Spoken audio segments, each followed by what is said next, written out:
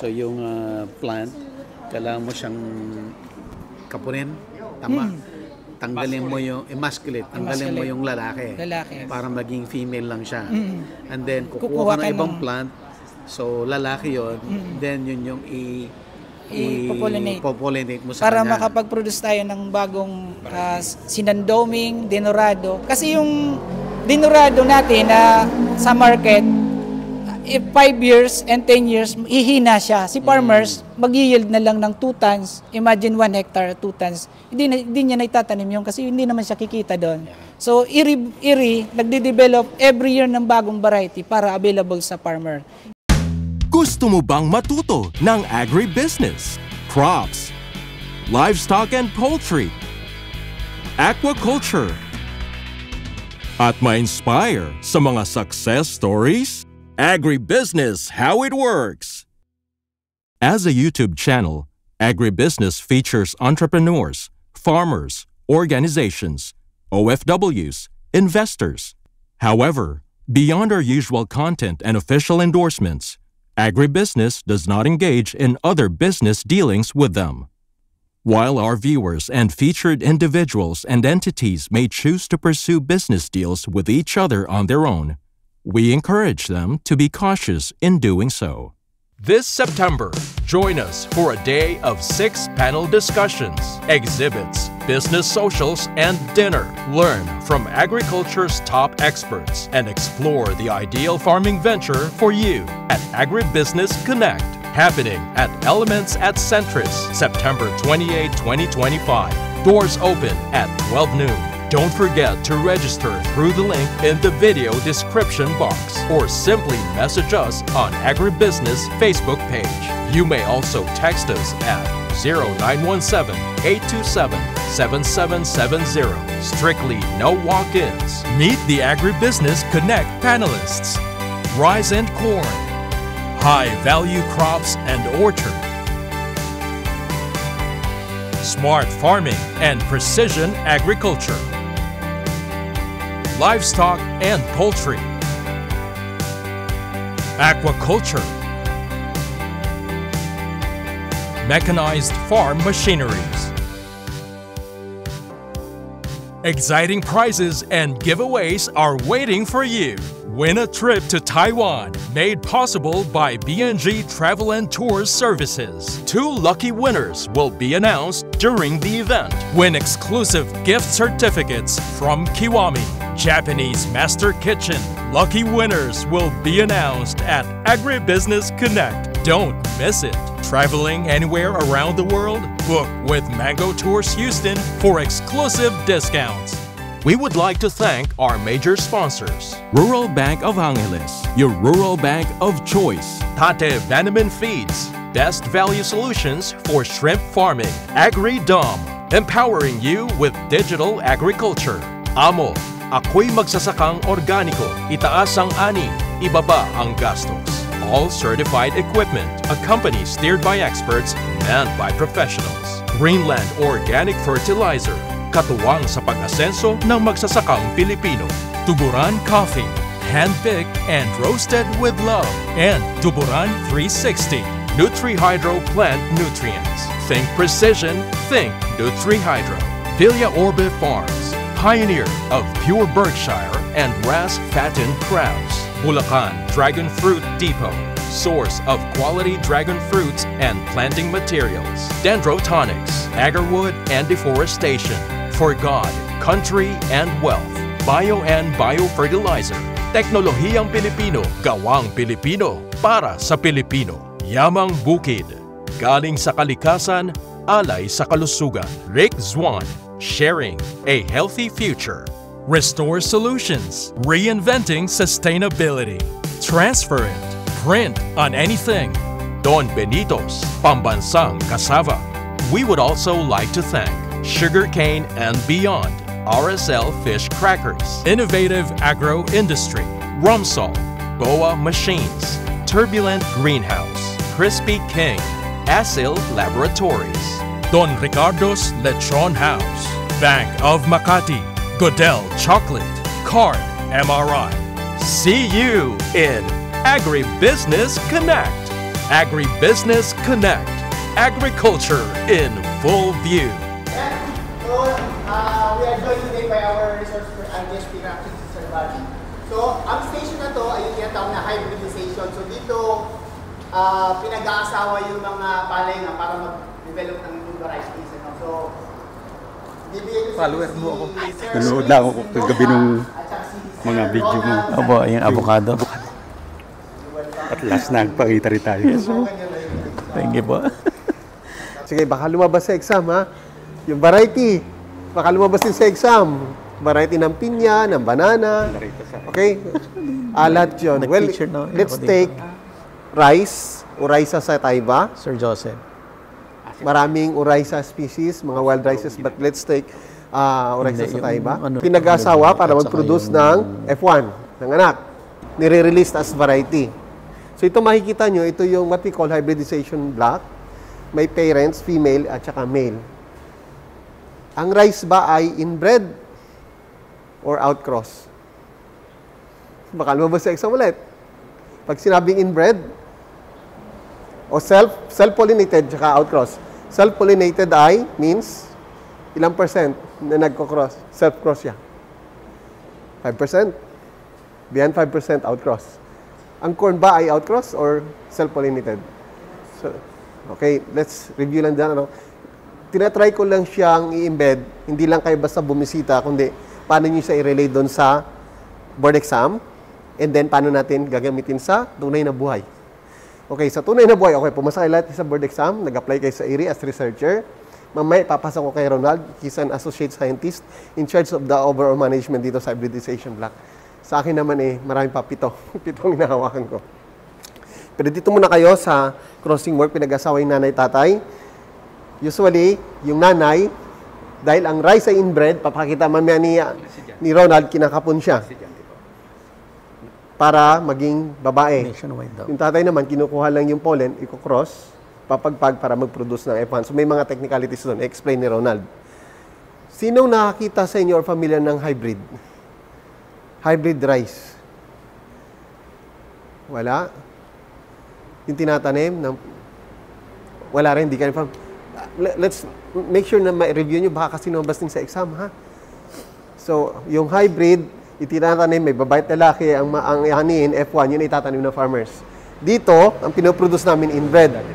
Pagka-produce, di-develop, if you fix ang line, F1, F2, F3, hanggang F6. What do you mean by F1? First filial generation. Sa animal ba meron F2, F3, F4? F2, F3, F4? Hindi nagsasarili ang animals, di ba? Kukross mo lagi. So, laging F1. Pag sinabi mo kasing F2, sarili mo siya. Kukross. Yun yung mga inbred. Okay, yung self-pollinated. Okay. I-explain ni Ronald mamaya kung paano pinag-asawa, ano yung mga traits na kinukuha. Mayroon kasing selection. May agronomists, breeders dito. Medyo technical kasi siya.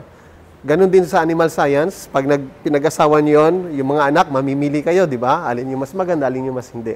Ano yung katangian ng lalaking parent, ng babaeng parent? Ganon din sa palay. Ganon din kung mag-work kayo sa ibang crops. Pagka may mag-work kayo sa potato, kamote, kanino ba? Pinesent ni sir, yung kamote, go home na lang, magtanim ng kamote. Ang kamote ba, paano siya pinaparami? May buto ba siya? Nakakita kayo ng bulaklak? O cuttings at tinatanim? Cuttings. May buto rin siya. Ang kamote may buto at may cuttings. Pag yung cuttings, yung parent, bumili kayo ng kamote, tinanim niyo yung cuttings, ano makuha niyo doon sa pag tumubo yung cutting? Exact replica of the parent. Pero pag buto, nagsisegregate. Try to remember that kasi maaaring itanong niyan sa inyo. Nagsisegregate, meron matangkad, mababa, so ganun ha. So kung gusto niyo exact replica cuttings. So ganun sa mga crops. Okay? Papasa ko na kay Ronald, focus muna tayo sa rice. Then you always think paano kaya kung mag-work ako sa corn, sa soya, sa mung bean, ay mga crops na yan. Sa animal science, applicable din siya. So you think about that, paano siya ina-apply kasi isang concept. Okay, so Ronald, siya po yung in charge dito, our associate scientist, and then our lead technician, si Boyet.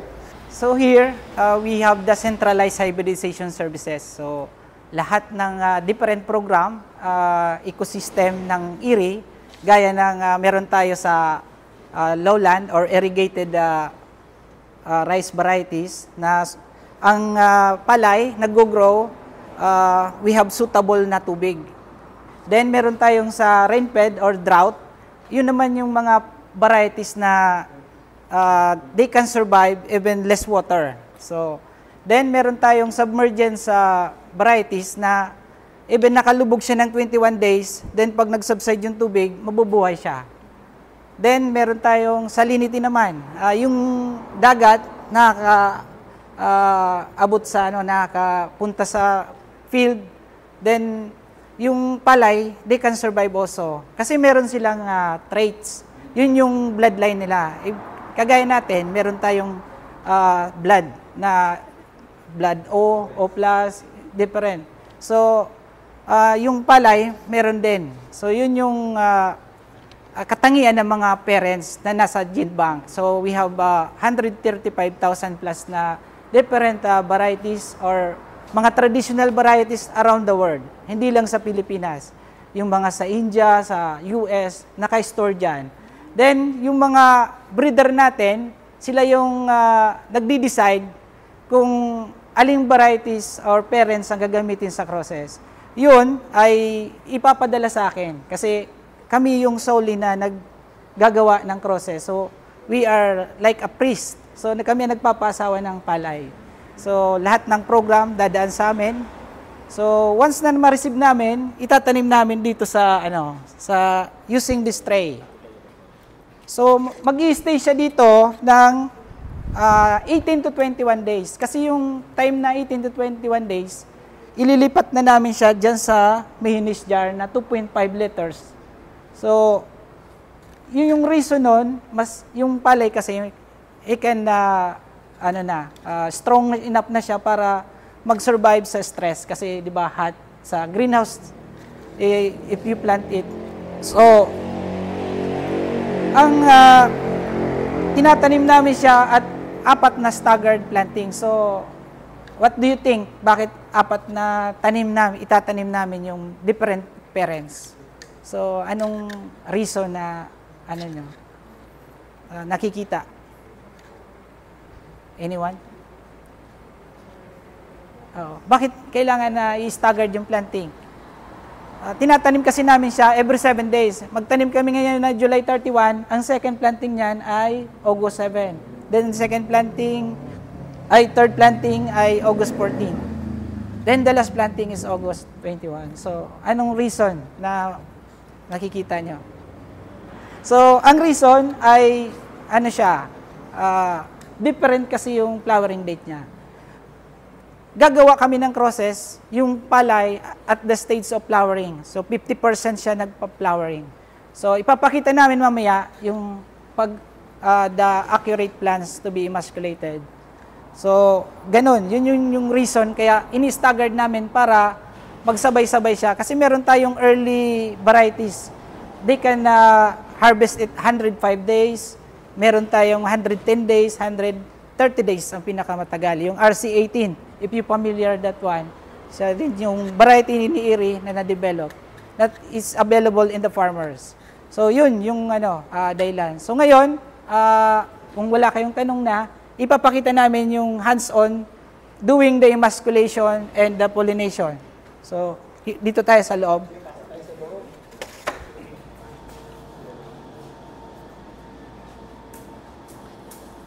So, ito yung palay na gagawin nating babae. So, kasi itong palay, may lalaki at babae siya. Yung lalaki, yan siya. Yan. Yung, makikita niyo dyan sa picture, yung anther, yan yung lalaki. So, kailangan natin tanggalin o kakapunin nga, yung sinabi ni sir. So, ang matitira, itong stigma, yung pistil, yan yung babae, female organ. So, yan yung matitira. Yung itong dalawang ito. Itong dalawa lang. So, dito yan sa ilalim. Kaya, hindi siya nasa ilalim siya, below portion. So, yung lumalawit na yun yung male organ niya. Oo. Si Kuya Boyet, siya yung research technician over 38 years na siya nag-develop ng varieties dito. So I'm here 14 years. So madami na ding na cross. So madami na ding na-release varieties. So now, ang gagawin ni Kuya Boyet, i-emasculate niya, ikakat niya. Gagawa po tayo ng female. Ano po? Halimbawa po, ito ay gagamitin natin female.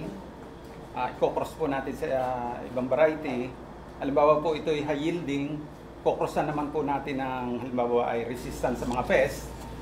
So para ma-transfer po yung genes niya, so gagawa po tayo ng female. Ano po? So ito po yung right stage. This is flowering stage, ano po. Pero usually po, ginagawa po natin ito sa hapon. Kasi po, sa maga po, active po yung male. O, kita nyo, lumalabas siya. Siya po ay nagdidihis around 8:30 ng umaga hanggang mga 10-11 a.m. Active po siya. Kaya po siya, kung gawin po namin sa hapon. Nag-start po kami ng 3 p.m. to 6 p.m. siya.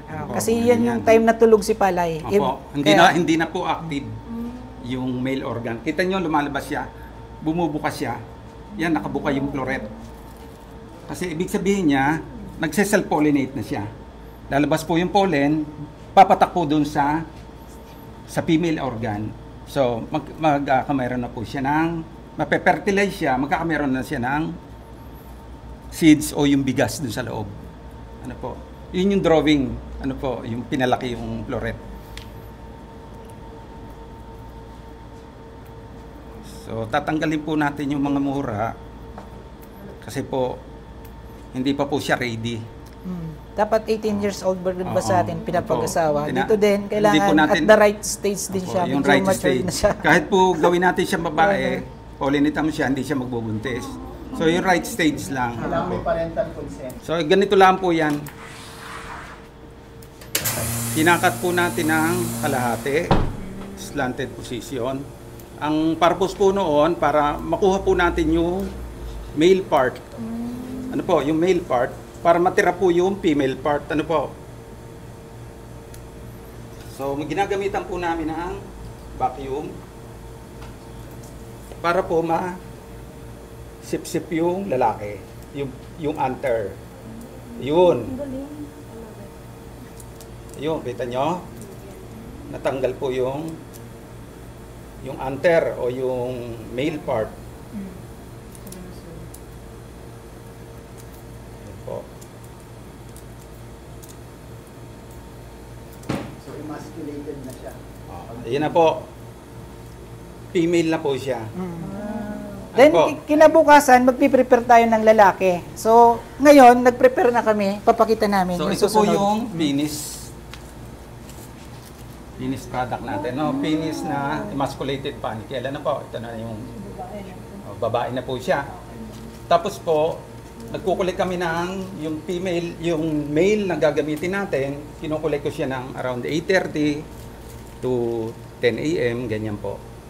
So, yan po ay pagkatapos po nating emasculate, kailangan po may cover kasi po baka po siya ay masalisihan.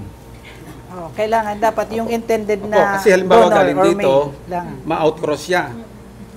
Meron nag-aantay na boyfriend niya. Sige, punta na tayo doon kasi yung time natin. So, papakita po natin sa inyo. Yung pollination na po, pollination. The technical term is plant sex. Yan. Kita niyo yung pollen, yan. Sir Buddy. Ayan na po. So, para po malaman natin kung ready na po siya, Hindi naman kayo maubusan ng material. natin. Sir, naka-prepare Kita po natin, may pollen na siya. Ay, sorry. Ayun. Ayan, pwede na po siya. So, ito po, bago pollinate, ito po yung pinapagpag muna natin siya kasi baka yung sarili niyang pollen ang makapatak. So, makukuha natin, ganyan din. So, ito po. Madahan lang po.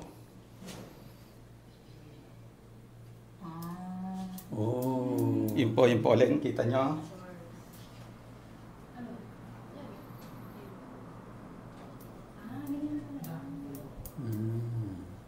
Yung iba baka hindi po nakita ng iba.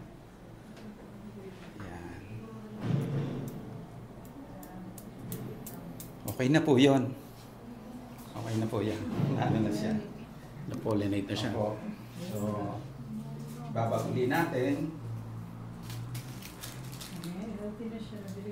Opo.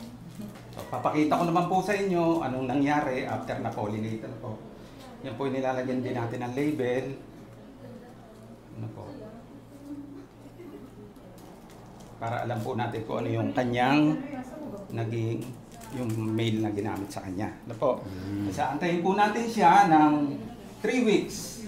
3 to 4 weeks.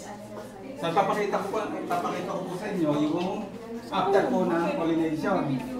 So ito na po. Ayan na po. Ito po ay parang 9 days po. After 9 days. Pero 5 days po, makita mo meron ng ano. Umano na. Yun na po yung F1 seed. F1. Naked seed. Po. Ito na yung F1 niya. Filial Generation 1. From... Yan, So, itsura ng- after po 21 days, ganyan siya. after po 3 to 4 weeks, i-harvest po namin, itetrash, ito na po yung seeds niya. Then pagkatapos nito, itatanim namin, kailangan soil sterilize. Kailangan mo iprotektahan yung seeds. So, sterilize for 8 hours yung lupa. Then itatanim namin 5 halaman lang, 5 plants. Then mag-yield yun ng 80 grams. Yun yung itatanim sa F2 seeds na yun na yung segregating population. So, during pagtanim namin ng F1, binabalidate din kung totoo siyang nabuntis ba, na true F1. So, kinukuha na ng lip sample. Chine-check kung meron siyang traits ng lalaki at babae. So, dun mo malalaman kung self siya o hindi. Pag self, tatapon. Yung true, yun ang itatanim para maging F2. Then, until ma-pick siya ng F6 seeds. Then, pagkatapos nun, i-yield trial na. Para i-test sa Luzon, Visayas, Mindanao kung maganda siya. Kung maganda siya, isasubmit siya sa INSIC, National Seed Industry Council, para for testing or release as varieties. So, ganun katagal. Then, ngayon, dati, 8 to 10 years bago siya ma-develop yung variety. Kaya ngayon, pinaikse, gawa nung meron tayong rapid generation advance. So, at speed breeding, medyo 6 to 8 years, kaya na siyang makapag-release ng varieties. So, once na ma-release ang varieties, it will shield to true peel rice. Then, sa ibang bansa, ganun din. Sa India, Pakistan, kaya Vietnam, Pakistan, even sa Africa. So, Vietnam, once ma-develop namin, hingi lang sila ng konting seeds. Then, i-seed produce nila, available na sa market. Kaya lang dito sa Pilipinas, medyo mabagal yung distribution. Kaya medyo nahuli tayo. So, yun yung problem. Na medyo... Okay, may tanong po. Tanong po, kasi we have to move to the next station. Kasi ayaw nating abot na tayo ng isang group kasi magkakaroon ng traffic. So, with that siguro, let's thank si Sir Rulik saka si Sir Ronald.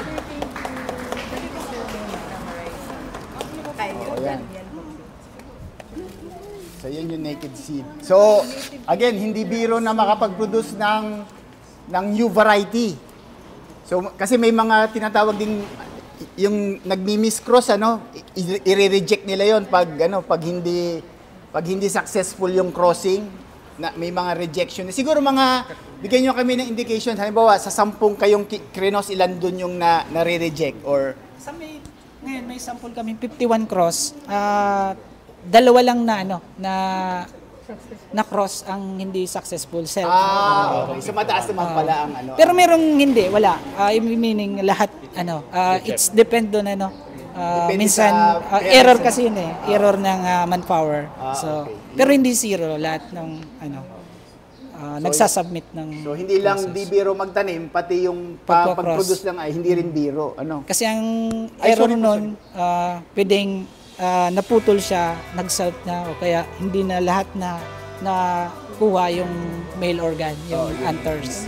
Hindi siya completely emasculated. Okay. Lahat yun lalabas sa exam ninyo. Word for word. Essay ang gagawin. So, yan, kung wala nang tanong, thank you sa pag-visit sa IRI. Sir, ano lang, for the video purposes lang. So, yung plant, kailangan mo siyang kapunin. Tama. Tanggalin mo yung emasculate, tanggalin mo yung lalaki. Para maging female lang siya. And then, kukuha ka ng ibang plant. So, lalaki yun.